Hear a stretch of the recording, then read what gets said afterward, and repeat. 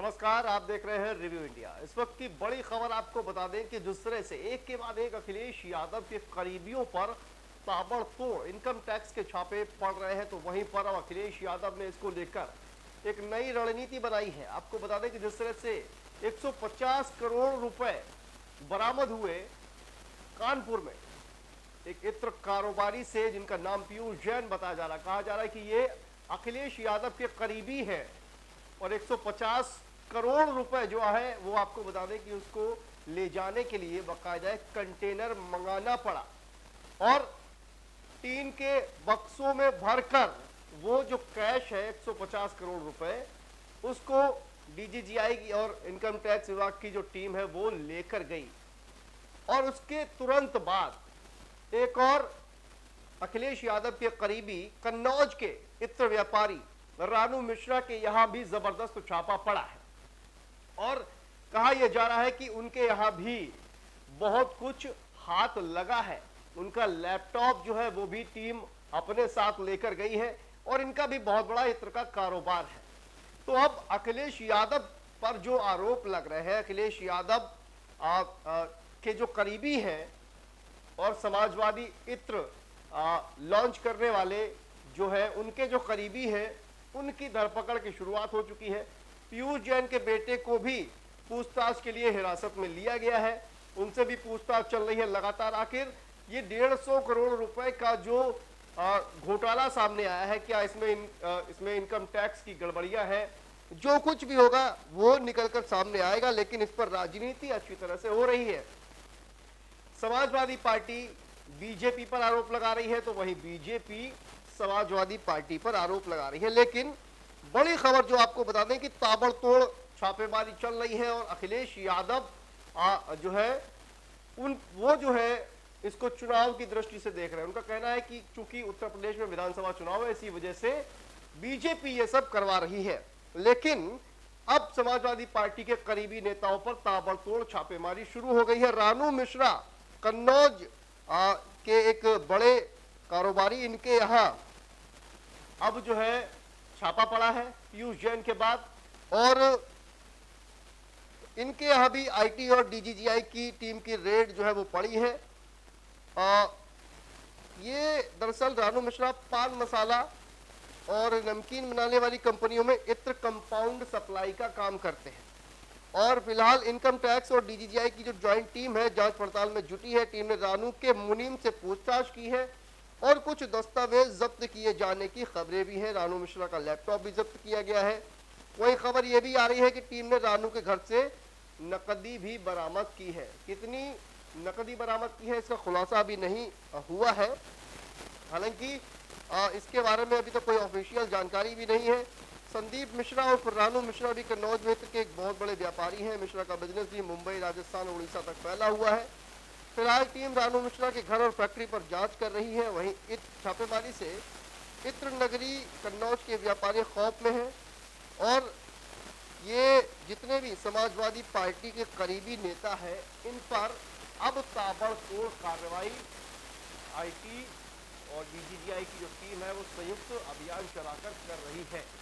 इससे पहले राजीव राय और समाजवादी पार्टी के कई नेताओं के घर पर इनकम टैक्स की छापेमारी हुई थी, जिसको लेकर भी अखिलेश यादव और बीजेपी में काफी बयानबाजी हुई थी। लेकिन विपक्षियों का ये कहना है कि ये जो पूरा कार्यक्रम हो रहा है ये दरअसल विधानसभा चुनावों को लेकर हो रहा है। लेकिन 150 करोड़ रुपए कैश, आखिर इतनी ज्यादा मात्रा में कैश कहां से आया, कैसे आया?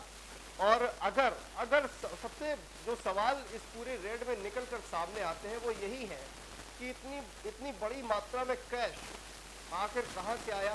क्या इसका इस्तेमाल विधानसभा चुनावों में होना था, या फिर ये कैश आखिर चूंकि आजकल डिजिटल का लेन देन है और डिजिटल का लेन देन न होकर ये कैश में लेन देन हो रहा है, तो क्या इसमें कुछ गड़बड़ी है? आखिर क्यों इतनी ज्यादा मात्रा में कैश वहां पर बरामद हुआ है?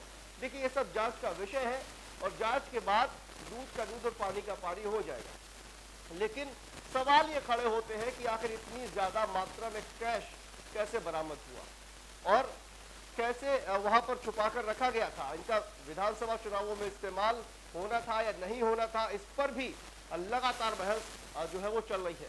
कहा यह जा रहा है कि इत्र चोरी, 150 करोड़ रुपए की टैक्स चोरी जो है वो की है ये जो पीयूष जैन है और इनके जो बेटे हैं जो कारोबारी है, लेकिन इनको हिरासत में लेकर पूछताछ की जा रही है। 150 करोड़ रुपए से भी ज्यादा का जो कैश मिला है उसको कंटेनर में भरकर इनकम टैक्स और डीजीजीआई की संयुक्त टीम अपने साथ ले गई है। इतनी भारी मात्रा में कैश बरामद हुआ है, सोचिए कि एक ट्रक में, एक कंटेनर में भरकर ले जाना पड़ा और विधानसभा चुनाव में इसका इस्तेमाल हो सकता था, ऐसे कयास लगाए जा रहे हैं। लेकिन अब इस पूरे मामले पर राजनीति तेज हो गई है। अखिलेश यादव बीजेपी पर, वो जो पीयूष जैन है उनका संबंध बीजेपी से बता रहे हैं, तो वहीं बीजेपी जो है वो अखिलेश यादव को इनका संबंध बता रही है, क्योंकि कुछ दिन पहले ही समाजवादी पार्टी के जो एमएलसी है पुष्पराज जैन, पंपी जैन, उन्होंने समाजवादी इत्र लॉन्च किया था और ये जो पीयूष जैन है जिनके यहाँ 150 करोड़ रुपए मिले हैं, वो दरअसल पुष्पराज जैन के ही करीबी माने जाते हैं। तो इसलिए भी अखिलेश यादव से कनेक्शन जो है वो इसको जोड़कर देखा जा रहा है और इसीलिए अखिलेश यादव के खिलाफ बीजेपी हमलावर नजर आ रही है। उत्तर प्रदेश विधानसभा चुनाव से पहले ये बहुत चर्चा का विषय जो है वो पूरी तरह से बना हुआ है, लेकिन सबसे बड़ा सवाल तो यही है कि आखिर इतनी भारी मात्रा में कैश कहां से आया और क्या इसके लिए टैक्स चोरी की गई थी। कई बड़े नेताओं पर भी समाजवादी पार्टी के इससे पहले रेड पड़ चुकी है, लेकिन अखिलेश यादव का बयान आपने सुना होगा। अखिलेश यादव का ये कहना था कि ये जो दरअसल इनकम टैक्स विभाग आया है, इसके बाद सीबीआई आएगी, इसके बाद ईडी आएगी, क्योंकि विधानसभा चुनाव आ गया है और इसीलिए जो है इन संस्थाओं का इस्तेमाल किया जा रहा है। लेकिन अगर सवाल ये है, अगर 150 करोड़ रुपए कैश वहां पर मिला है, इलीगल कैश मिला है, तो फिर इन संस्थाओं का जो कहा जा रहा, जो आरोप लग रहा है कि गलत इस्तेमाल किया गया, काम भी तो गलत हो रहा था ना। 150 करोड़ रुपए से ज्यादा बरामद हुए, उसका हिसाब किताब अगर नहीं दे पाए तो ही हिरासत में लिया गया, इसीलिए कैश जब्त किया गया। अगर सब कुछ एक नंबर में काम हो रहा था तो फिर ये इतनी बड़ी घटना नहीं बनती। जैसे कि राजीव रॉय के घर पर जब गए थे तो वहां पर कुछ हजार रुपए बरामद हुए थे, लेकिन इनके घर पर 150 करोड़ से भी ज्यादा रुपए कहां से बरामद हो गए। इस पर अखिलेश यादव जो है और उनके तमाम जो उनका समर्थन करने वाले हैं, या पीयूष जैन जिनके यहाँ ये छापा पड़ा है, उस पर अपनी क्या सफाई देंगे ये जांच के बाद पता चलेगा और जैसे जैसे जांच होगी सच सामने निकल कर आ जाएगा। किसी पर आरोप लगाना आसान है, लेकिन आरोप देखिए, आरोप लग ही रहे हैं, पीयूष जैन पर भी लग रहे हैं, अखिलेश यादव पर भी लग रहे हैं, बीजेपी पर लग रहे हैं, लेकिन जांच के बाद सब कुछ स्पष्ट होगा कि आखिर सच क्या था। तो इस पूरे घटनाक्रम पर, जांच पर कि कौन आखिर दोषी है, कौन दोषी नहीं है, इस पर आप लोगों को क्या कहना है और क्या सोचते हैं आप इस पूरे मुद्दे पर। क्या बीजेपी वाकई इन संस्थाओं का इस्तेमाल कर रही है या फिर अखिलेश यादव के जो करीबी है, जो अरबपति है, जो उनके कारोबारी अरबपति कारोबारी हैं, उनके साथी हैं, जो उनके करीबी हैं, वो कैश का इस्तेमाल यूपी विधानसभा चुनावों में करने वाले थे और इसीलिए इन संस्थाओं ने छापा मारा और इतनी बड़ी मात्रा में कैश जो है वो बरामद किया गया। तो इस पूरी खबर पर अपनी राय कमेंट बॉक्स में जरूर बताइए। देखते रहिए रिव्यू इंडिया, विश्लेषण भारत का।